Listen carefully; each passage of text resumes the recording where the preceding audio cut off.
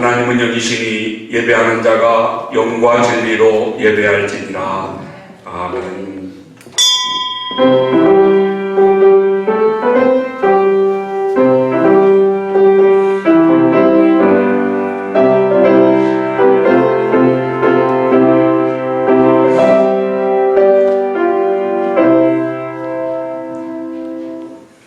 여호와께서 다스리시니 만민이 떨 것이요 여호와께서 그룹 사이에 좌정하시니 땅이 흔들릴 것이로다.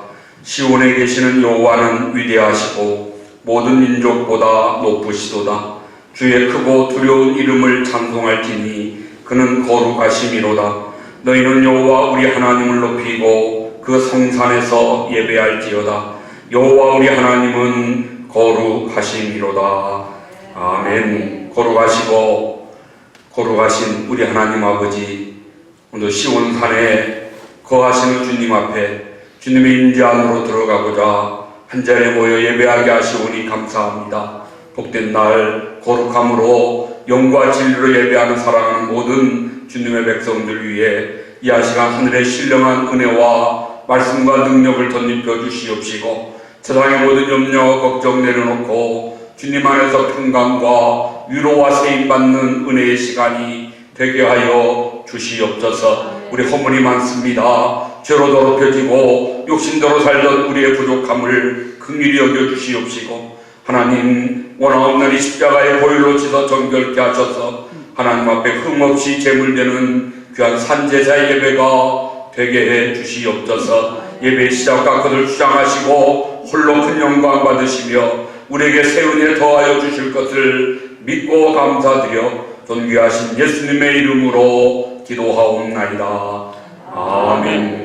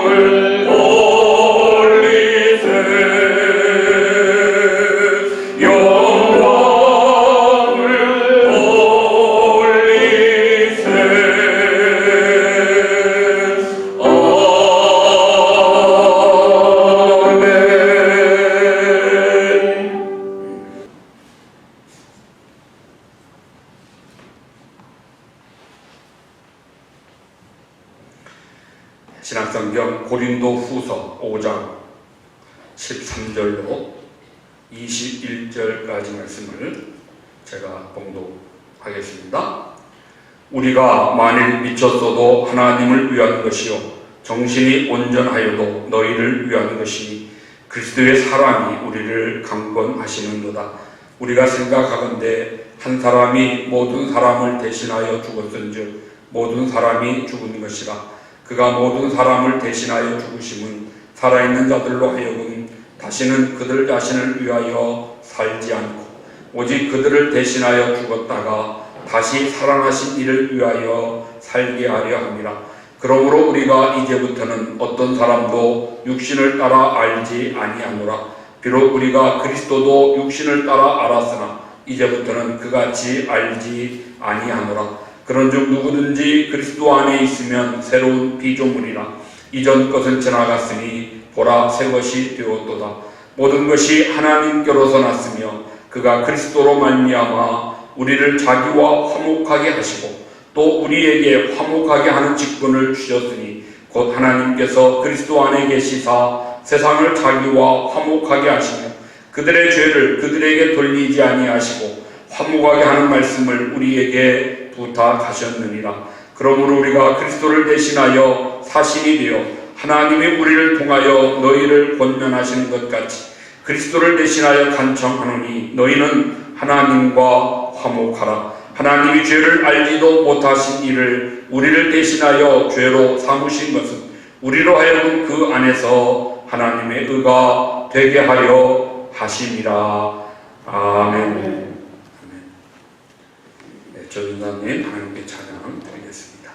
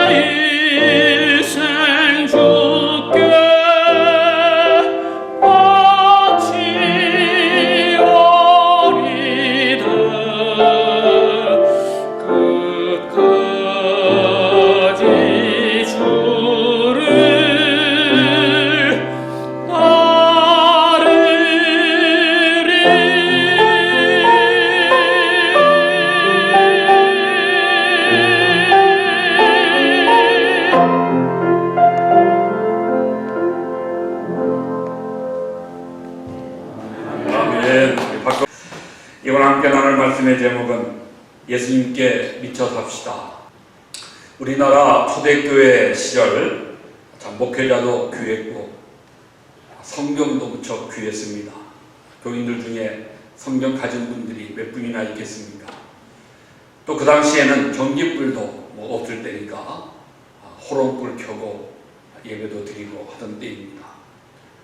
주일 저녁 예배에 모여서 예배하는데 호롱불 밑에서 당시에 조사라고 하죠.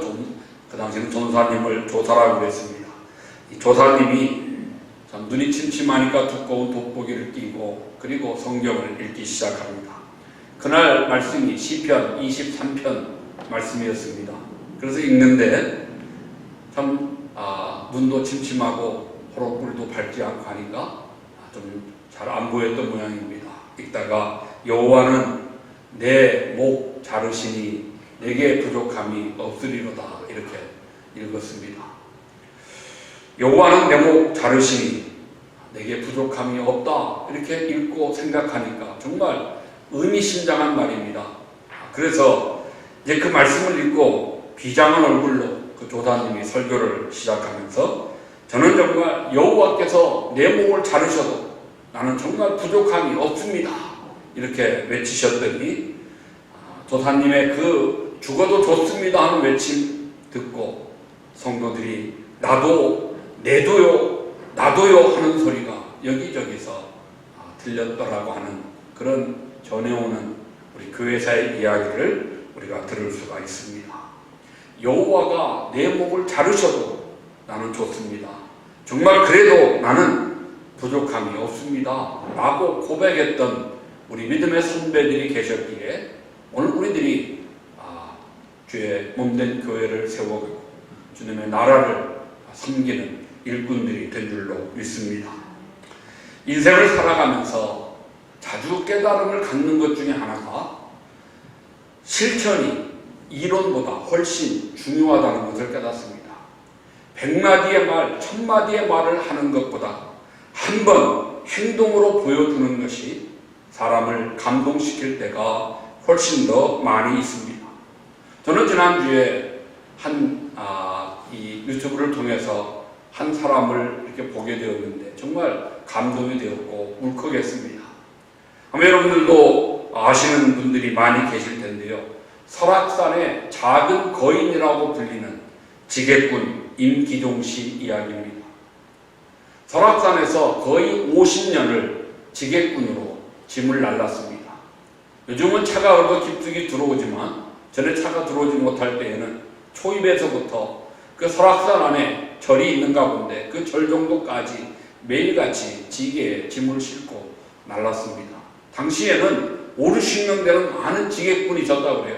근데 지금은 이제 이 임기종 씨 한 분만 설악산에서 아직도 지객꾼으로 짐을 나르고 있습니다. 젊었을 때는 100kg까지도 짐을 지었는데 이제는 나이가 거의 70되어 가니까 60, 70kg 정도까지밖에 짐을 못 짓는다고 해요. 정신장애가 있는 아내를 데리고 그리고 아들을 낳았는데 그 아들은 더 심한 정신장애를 가진 그런 아들을 낳았습니다. 본인은 하루 종일 나가서 지게를 져야 식구들이 먹고 살 수 있는데 정신장애가 있는 아내가 아들을 키울 수가 없어 결국은 그 아들을 그런 보호센터에 맡기게 되었다고 합니다. 강릉에 있는 보호소에다가 아들을 맡기고 나오면서 아버지가 펑펑 울고 그 아들을 자기가 키울 수 없다는 죄책감에 참 너무나 안타까워서 그 당시 가지고 있던 돈 20만 원, 상당히 큰 돈이죠. 20만 원을 가지고 마켓에 들어가서 과자를 박스로 샀다고 합니다. 그래서 그 20만 원어치 과자를 그 아들을 맡긴 보호소에다 주고 돌아서 나오는데 그 아이들이 과자를 받고 너무나 즐거워하고 행복해하는 모습이 평생 그의 뇌 속에서 지워지지 않았습니다. 그때부터 그는 작은 후원을 끊임없이 하게 되었습니다. 그 아들이 있는 그런 정신장애 보호소에도 하고 독거노인들에게도 쌀도 사다 주고 연탄도 배달해 주고 또 한 번씩 효도 여행도 시켜주고 자기는 하루에 그 짐을 한 번 지고 가면 15,000원 하루에 적으면 한 4번 많으면 10번까지도 짐을 날린대요. 그러면은 월 평균 한 150만 원 수입이 생기는데 아내가 정신장애가 있어서 정부에서 주는 보호금도 있고 그것 가지고도 쓰고 남기에 자기 먹을 것만 먹고 나머지는 다 그렇게 참 여기저기에 후원하는 일을 기쁨으로 너무나 즐거운 마음으로 그렇게 후원하고 있다고 하는 설악산의 작은 거인 지객꾼 임기종 씨의 이야기를 이렇게 글로 읽고 유튜브로 보면서 정말 한 사람, 정말 보잘것없다면 없는 사람이지만 그 한 사람의 실천이 세상의 많은 사람들에게 큰 귀감과 감동과 교훈을 주고 있다는 것 생각하면서 참 마음에 기쁨이 있었습니다. 무엇인가 열정이 있는 사람, 그들을 통해서 역사가 달라지고 변화되는 것을 우리는 수없이 경험하고 있습니다. 어디에 살든지 무엇을 하든지 자기가 하고 있는 일에 대한 열정을 갖고 있는 것, 그것은 그 사람의 인생에 매우 중요한 삶의 자원이 되는 것입니다. 사람이 열정에 사로잡히면 열광하게 되죠. 열광하면 신바람 나는 삶을 살게 됩니다. 그 신바람 나는 삶을 살 때에는 자기 자신을 잊어버립니다.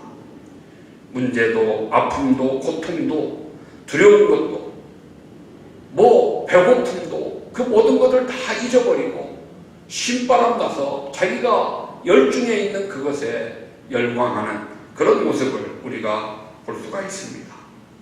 우리는 열정이 있는 그런 모습을 표현할 때 그 사람이 그 일에 미쳤다. 야, 저 사람은 정말 그 일에 미친 사람이야. 이렇게 표현하지 않습니까? 미친 사람들, 그들을 통해서 역사가 바뀌어지는 것입니다. 스티브 잡스가 세상을 떠났습니다마는 그가 만들어 놓은 인터넷과 휴대폰이 세상을 한 100년 정도는 빠르게 했다. 그렇게 사람들이 평가하지 않습니까? 한 사람이 그 애플, 그 전화기와 또 아이패드와 이런 것에 미쳐 있을 때에 그 한 사람의 미침을 통해서 세상이 100년은 빨라지는 이런 놀라운 변화를 경험하게 되었다는 것입니다. 공부에 미치고 사업에 미치고 운동에 미치고 좋지 않은 도박에도 미치고 이렇게 세상에는 여러 종류의 미친 사람들, 그들을 통해서 선한 영향이든지 때로는 좋지 않은 결과든지 역사가 달라지고 바뀌어지는 것, 이건 틀림없는 사실인 것 같습니다. 이 점은 우리 신앙 생활에서도 마찬가지입니다.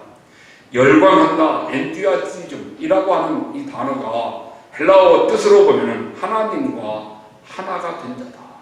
하나님과 하나 된 자가 열광하는 자라. 하나님과 하나가 되면 그 마음에 뜨거운 열정이 살아 넘치게 되는 것입니다. 그래서 열광하게 되는 거죠. 열광할 때 세상에 별 볼 일 없는 사람 같을지라도 그와 하나님이 함께 하시니까, 하나님이 그를 붙들어 주시니까 그는 반드시 위대한 사람으로 쓰임받게 되는 것입니다. 하나님의 손에 붙들리니 역사의 주인공이 될 수가 있는 것입니다. 그런데 하나님의 손에 붙들린 사람들에게 나타나는 공통점이 있습니다. 그들에게는 거룩한 열정이 있다는 것입니다. 그래서 그것을 이해하지 못하는 세상 사람들은 저 사람은 예수에게 미쳤다. 저 사람은 하나님께 미쳤다. 저 사람은 복음에 미쳤다. 교회에 미쳤다. 이렇게 미쳤다고 때로 비난과 조롱을 보내기도 하는 것입니다. 성경에서 방주를 만들었던 노아, 그는 당시 세상의 사람들에게 미친 사람으로 조롱받았습니다. 세상 사람들 보기에 그는 분명 미친 사람이면 틀림이 없었을 것입니다. 그러나 그는 하나님의 말씀과 약속에 대한 확신을 가졌고 하나님이 자기 안에 주신 비전에 대한 분명한 확신이 있었기에 세상의 사람들이 아무리 자신을 미쳤다고 비난하고 조롱할지라도 쉬지 않고 명령을 따라 방주를 짓는 일에 열정을 다했습니다. 예수님도 당시 사람들이 그를 미쳤다고 이야기했습니다. 가족들의 귀에 예수님 미쳤다는 소식이 들렸습니다. 그래서 어머니 마리아와 예수님의 동생들이 예수님을 찾아왔습니다. 왜 찾아왔습니까? 아들이 미쳤고 형이 미쳤다고 그러니까 저걸 어떻게 해야 조금 치료할까? 어떻게 하면 좀 데려갈 수 있을까? 그래서 예수님을 찾아왔던 이야기를 우리는 말씀에서 확인해 볼 수가 있습니다. 오순절에 성령 충만 받았던 사도행전의 성도들, 그들도 당시 사람들에게 미친 사람 취급을 당했습니다. 정말 저들은 제대로 예수님에게 미쳤던 사람들이라고 이야기할 수 있을 것입니다. 사랑과 섬김의 정신으로 살았습니다. 나눔을 실천했던 사랑이 초대교회 성도들에게 있지 않습니까? 각자 자기들이 가진 것 전부를 사도들의 발 앞에 두고 그것을 나눠서 있는 자와 없는 자가 함께 사용하는 이런 놀라운 기적 같은 일이 저들이 예수님께 미쳤을 때 교회 안에, 우리 기독교 안에 시작으로 나타났던 것입니다. 또한 저들은 복음 전도에 미쳤던 사람들입니다. 엄청난 핍박을 받으면서도 순교의 현장을 목격하면서도 저들은 피하지 않고 도망가지 않고 하나님 나라를 증거하고 전파하는 일에 최선을 다하는 열정이 살아있던 성도들, 그들이 사도행전에 나오는 초대교회 성도들의 모습이었습니다. 그 중에 가장 대표적인 사람이 누구겠습니까? 사도 바울을 우리는 이야기할 수 있습니다. 그는 정말 예수님에게 복음에 미쳐 살았던 사람이라고 이야기할 수 있습니다. 오늘 고린도 교회, 자기가 사랑해서 세웠던 교회입니다. 다시 간다고 약속했는데 어떻게 일이 제대로 되지 않아 약속된 날에 가지 못한 것 같습니다. 고린도 교회에 숨어있던 많은 사람들이 사도 바울이 오지 않죠. 이것 봐라. 이러면서 사도 바울을 비난하고요. 사도 바울에 대해서 좋지 않은 그는 미친 사람이다라고 소문을 내기 시작했습니다. 그 이야기를 전해 듣고 사도 바울이 고린도 교회 교인들에게 편지를 쓰면서 오늘 본문의 말씀이 기록되어 있습니다. 자기가 지금까지 살아왔던 인생을 한마디로 요약하는 말씀이라고 저는 생각을 해봅니다. 사람들이 나는 미쳤다 하는데 그래, 맞다, 나는 정말 미쳤다. 오늘 바울이 그렇게 인정하는 거죠. 13절에 우리가 만일 미쳤어도 하나님을 위한 것이다.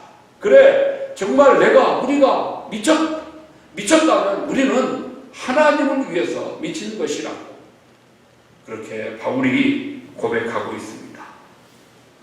그의 고백대로 그는 하나님께 미쳐 살아왔습니다. 오늘 우리들이 정말 바울이 무엇 때문에 그렇게 미쳤다는 소리를 듣고 스스로 우리 하나님께 미쳤습니다 고백하는 인생이 되었을까? 그 답을 말씀 속에서 찾아보면서 우리도 바울처럼 예수님께 복음에 미쳐보는 그런 인생이 되었으면 얼마나 좋겠는가. 우리가 무엇에 미쳐서 세상에서 때로 비난과 조롱을 받을지라도 우리가 예수님께 미친 자가 되어질 수 있다면 그 얼마나 복된 일인가 하는 마음을 가지고 오늘 사도 바울이 미쳤던 것 무엇인가 한번 같이 생각해 보겠습니다. 첫 번째는 사도 바울은 예수 그리스도의 사랑에 미쳤습니다. 오늘 우리들도 미친다면 예수님과의 사랑에 미친 자가 되어야 할 것입니다. 오늘 14절에서 사도 바울은 그리스도의 사랑이 우리를 강권한다. 이 강권한다라고 하는 말씀이 움쩍달싹 꼼짝달싹 못하도록 붙잡혀 버렸다라는 그런 의미의 뜻을 가지고 있습니다. 포로가 되었다는 것입니다. 마치 수갑에 족쇄에 채워진 것처럼 묶여서 꼼짝달싹 못하는 그런 상태. 그리스도의 사랑이 우리를 그렇게 온전히 붙들었다. 온전히 붙잡혔다. 그렇게 말씀하고 있습니다. 내일이 발렌타인데이죠. 꽃도 많이 팔리고 선물도 많이 팔리는 때인데요. 젊은 사람들이 사랑하게 되면 사랑에 사로잡혀 사랑의 포로가 되어집니다. 그러면 이성적으로 판단을 잘 못하지요. 한 발짝 뒤에서 보면은 저들은 잘 안 어울리는데 싶은데도 자기들은 제 눈의 안경이라고 죽고 못 사는 것을 보게 됩니다. 우리가 그럴 때 눈에 콩깍지가 씌었다. 사랑의 포로가 되었다. 정말 사랑의 열병에 걸렸다고 이야기하는데 오늘 사도 바울이 나는 미쳤다. 하나님을 위해서 라고 고백하는 이 고백에는 그리스도의 사랑이 자기를 온전히 사로잡아 사랑의 포로가 되고 자기는 사랑의 열병에 빠졌다고 그렇게 고백하는 것과 같은 고백입니다. 바울은 정말 말할 수 없는 주님의 사랑을 받았죠. 말할 수 없는 주님의 사랑을 경험했죠. 그 사랑을 경험한 바울, 그 사랑이 자기를 사로잡아 일생 남은 생애 동안 사랑의 포로 되어 주님과 함께 그 사랑을 나누는 그 사랑 가운데 살았던 자기의 삶을 고백하는 것입니다. 왜 자기가 그런 사랑의 열병에 빠졌는지 두 가지 이유를 오늘 설명하고 있는데요. 오늘 우리들도 그리스도인으로서 우리도 그와의 사랑에 빠져야 될 두 가지 이유가 분명한 것입니다. 먼저는 예수님이 나를 위해 죽으셨기 때문에, 예수님이 날 위해 죽으셨기에 나는 그와 이 깊은 사랑에 빠질 수밖에 없었다고 말씀하는 것입니다. 오늘 14절에 우리가 생각하건대 한 사람이 모든 사람을 대신하여 죽었은즉 모든 사람이 죽은 것이라. 한 사람이 모든 사람을 대신하여 죽었다. 그 한 사람이 누구입니까? 바로 예수님 아니십니까? 자기를 대신하여 죽은 그 한 사람과 깊은 사랑에 빠지는 건 사실 너무나 당연한 거 아니겠습니까? 누가 날 위하여 대신 죽었다고 생각한다, 그 사람과 깊은 사랑에 빠지는 것, 그거 하나도 이상할 일이 아닐 것입니다. 사도 바울은 로마서 5장 7절과 8절에 의인을 위하여 죽는 자가 쉽지 않고 선인을 위하여 용감히 죽는 자가 혹 있거니와 우리가 아직 죄인 되었을 때에 그리스도께서 우리를 위하여 죽으심으로 하나님께서 우리에게 대한 자기의 사랑을 확증하셨느니라. 세상에서 참 의인과 선인을 위해서 죽는 자도 드문데 하물며 예수님은 죄인 우리를 위하여 죽으셔서 우리에 대한 자기의 사랑을 확증하셨다고 말씀으로 증거해 주고 있습니다. 제가 오래전에 참 읽었던 책에 나오는 한 이야기인데요. 어느 간호사의 이야기입니다. 간호사가 평생을 결혼도 하지 않고 오직 자기의 남동생 하나를 위해서 살았던 누나 간호사의 이야기입니다. 어릴 때뿐만 아니라 그 동생이 커서 장성해서 학교도 졸업하고 가정도 꾸리고 그랬음에도 불구하고 이 누나는 결혼도 하지 않고 평생을 그 남동생 뒷바라지 하는 일에 정말 최선을 다해서 합니다. 사람들이 이해하지 못해서 왜 그러냐고, 어린이도 아닌데 뭐 이렇게 남동생 걱정하고 동생 위해서 사냐고, 너도 결혼해서 네 가정을 가져야지, 뭐 이렇게 충고함에도 불구하고 변치 않고 그냥 동생 위해서 사는 누나. 그 누나에게는 그럴 만한 과거에 사정이 있었던 것입니다. 어릴 때 누나가 심히 아팠습니다. 큰 수술을 앞두고 잘못하면 죽음의 위기에 처해 있는데 문제는 수혈할 피가 없었다는 것입니다. 아주 드문 희귀한 피라 아무도 수혈할 수 없는 그런 상황 속에서 10살 되었던 남동생이 누나의 죽음 위기를 듣고 자기의 피는 가능하다는 말을 들으면서 내가 누나 위하여 수혈하겠습니다. 내가 누나 위하여 내 피를 주겠습니다. 내 피를 주라고. 그래서 10살 된 어린아이가 누나에게 피를 주게 되었습니다. 누나는 수술하고 살게 되고 회복하는 과정에서 그 옆에 침대에 누워있던 동생의 이야기를 누나가 듣게 됩니다. 동생이 수혈하고 난 다음에 어느 정도 시간이 지나도 자기가 멀쩡하니까 회춘했던 의사 선생님에게 묻더래요. 선생님, 남이 이제 언제 죽어요? 선생님, 남이 이제 언제 죽어요? 라고 묻는 동생의 이야기를 누나가 전해듣고 동생이 수혈할 때 그 마음은 자기는 이제 죽는다. 수혈하면 자기는 죽게 된다. 자기는 죽어도 누나가 사는 게 더 좋다고 죽음을 각오하고 자기의 피를 누나에게 준 것을 누나가 전해듣고 그때부터 누나도 마음속에 나는 내 남은 평생 내 동생을 위해서 살겠다 다짐하고 결심하고 그리고 평생토록 자기가 다짐한 대로 자기 동생을 위해서 그 그렇게 결혼도 하지 않고 가정도 이루지 않고 동생을 뒷바라지하며 살았다는 그런 이야기를 제가 책에서 읽은 적이 있습니다. 여러분, 우리를 위해서 십자가에 죽어주신 그 한 사람, 그분과의 사랑에 빠지는 것, 그것은 지나친 게 아닙니다. 오히려 빠지지 않는 것이 이상한 거죠. 나를 위해서 죽어주신 그분과 사랑, 사도 바울이 그런 사랑을 주님과 하게 된 것입니다. 그러기에 우리도 주님과 그런 사랑을 나눌 수 있는, 정말 주님께 미쳐있는 우리가 되어야 될 수 있기를 간절히 소원해 보는 것입니다. 오늘 바울이 그리스도와 사랑에 빠졌던 또 두 번째 이유가 있습니다. 그것은 나의 삶의 이유가 그분께 있기 때문이라고 15절에 말씀하고 있습니다. 그가 모든 사람을 대신하여 죽으심은 살아있는 자들로 하여금 다시는 그들 자신을 위하여 살지 않고 오직 그들을 대신하여 죽었다가 다시 살아나신 이를 위하여 살게 하려 함이라. 좀 문장이 어렵게 되어 있습니다만 간단하게 주님이 죽으시고 다시 사신 것은 그가 살리신 사람들, 즉 우리들이 자기 자신을 위하여 살지 않고 자기를 살려주신 그 일을 위하여 살도록 하기 위해서 예수님이 다시 사셨다고 말씀하고 있는 것입니다. 예수님은 우리를 위해 죽으셨을 뿐만 아니라 우리를 위해서 다시 사셨다는 것입니다.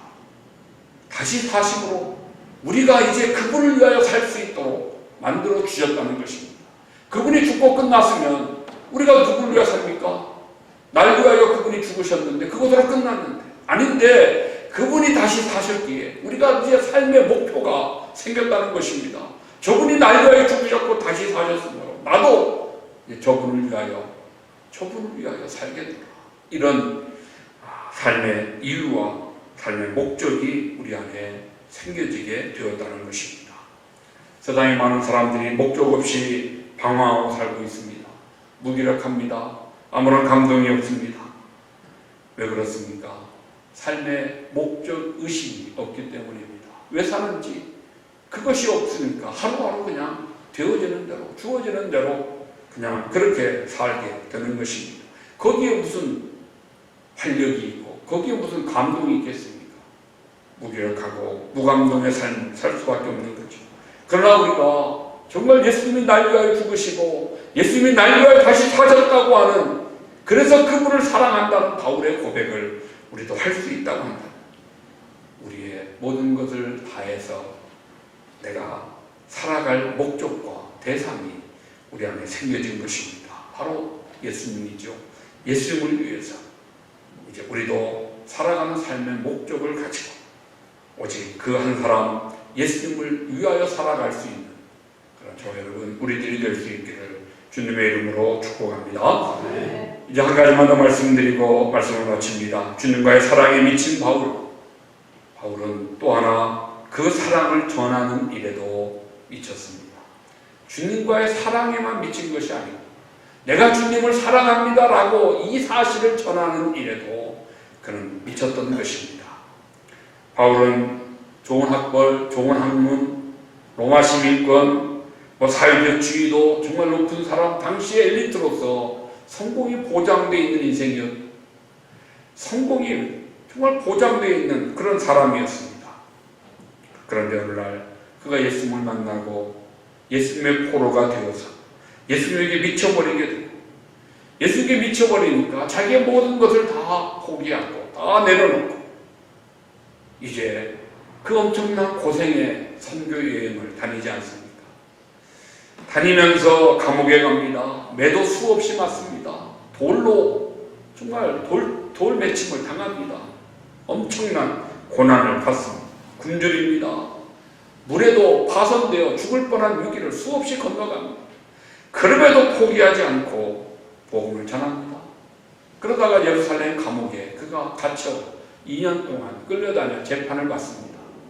그것이 사도행전 23장부터 26장까지 나오는 이야기인데요.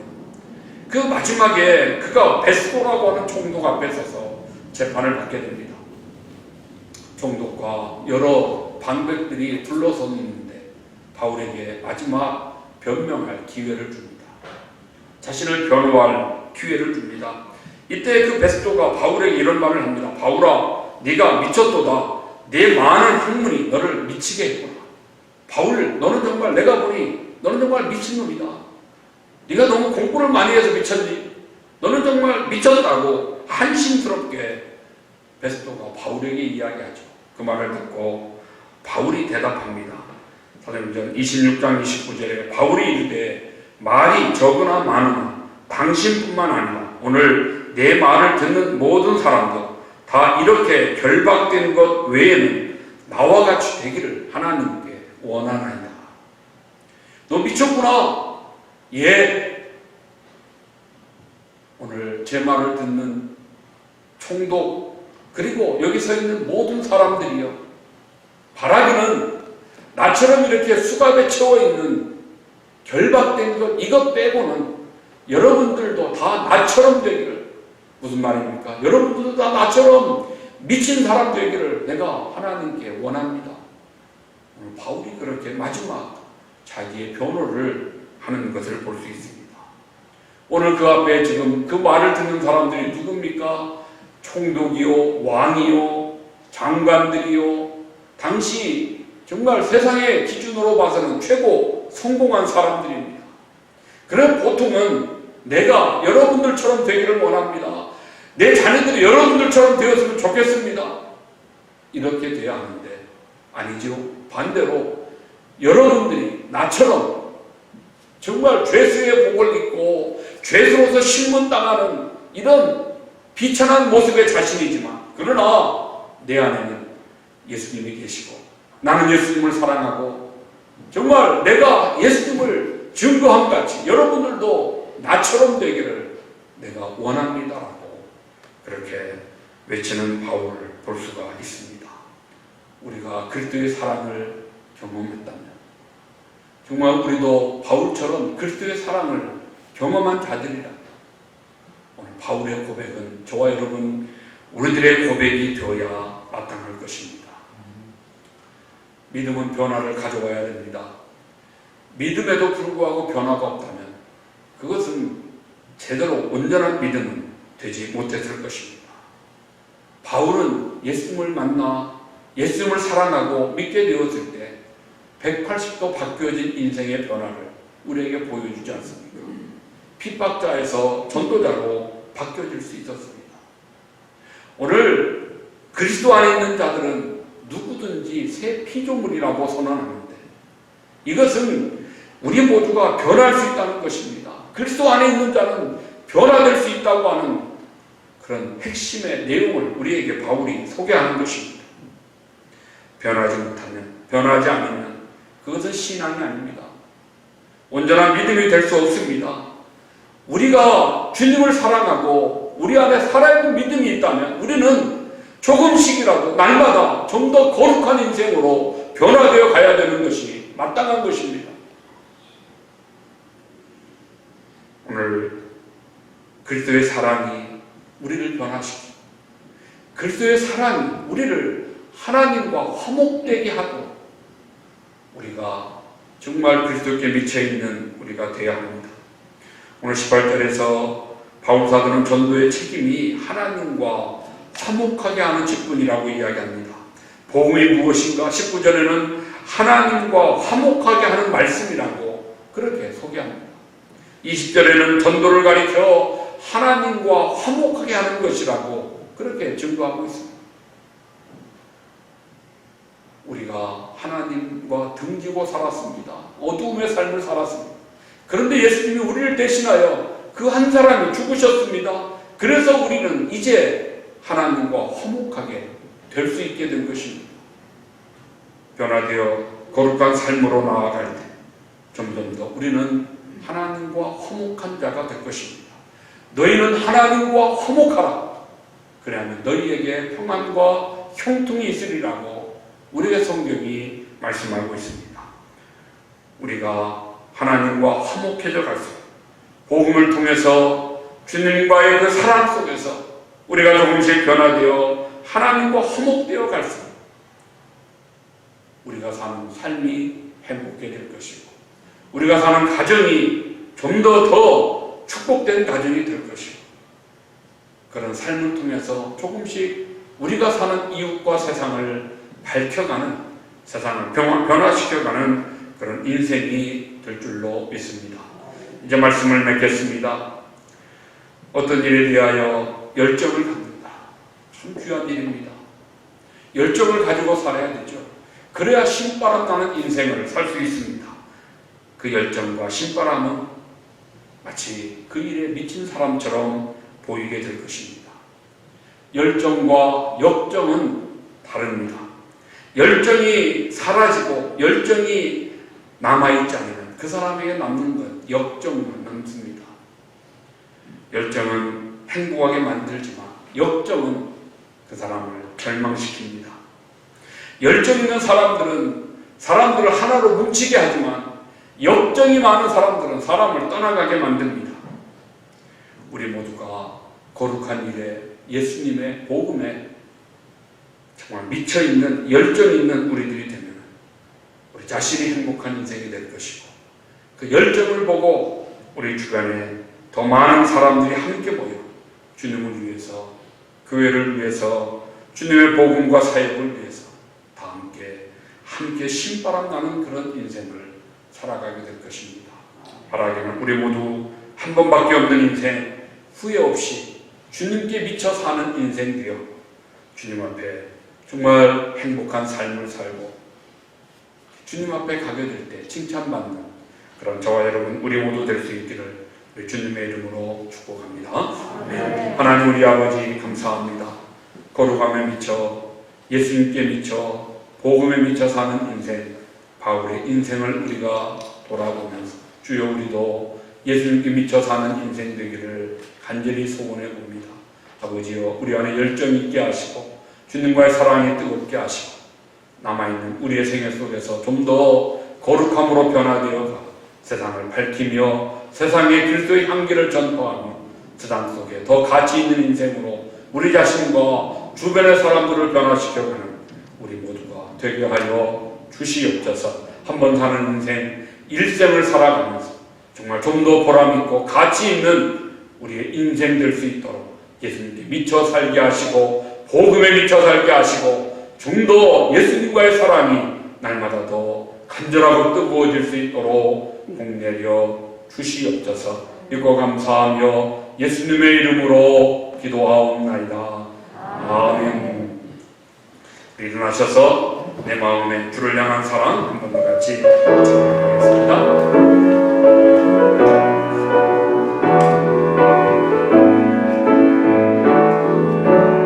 내 마음에 주를 향한 사랑이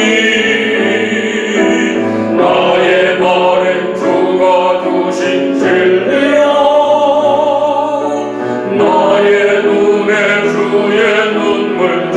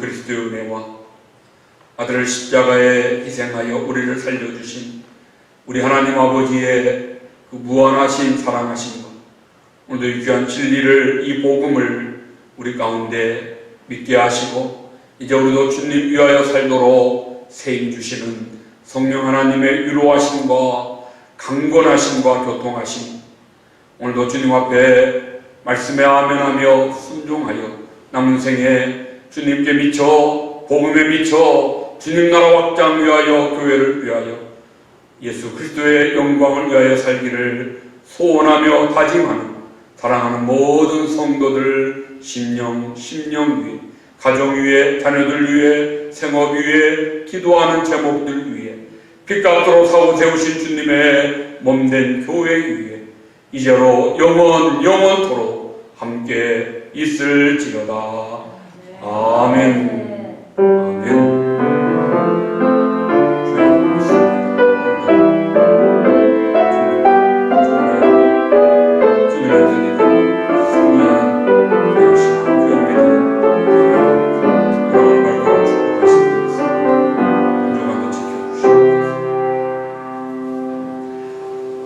아멘. 할렐루야. 감사합니다. 예배를 마쳤습니다.